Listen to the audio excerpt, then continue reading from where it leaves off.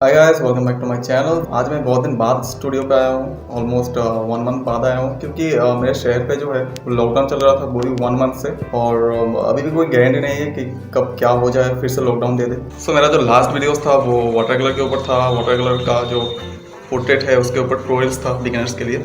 सो अगर आपने देखा नहीं है तो जाइए और देख लीजिए, डिस्क्रिप्शन में लिंक है। सो अभी मैं करूँगा वाटर कलर पोर्ट्रेट। आशीष चंचलानी का नाम तो आपने सुना ही होगा, एक बहुत ही बड़े यूट्यूबर और कॉमेडियन है। सो उसका पोर्ट्रेट मैं बनाऊंगा। एक्चुअली बहुत पहले से मैं बनाना चाहता था पर टाइम नहीं मिला। सो आज मैं बनाऊंगा। और अगर नए हो चैनल पे तो सब्सक्राइब करो, लाइक और शेयर भी कर देना अगर अच्छा लगे तो। ये कुत्ता मुझे बहुत परेशान करता है स्टार्टिंग से। जब भी मैं वीडियोस बनाता हूँ ये पता नहीं ये बीच में कहाँ से आ जाता है। ये देखिए फिर से शुरू हो गया। खैर जो भी हो, तो चलिए वीडियो स्टार्ट करते हैं।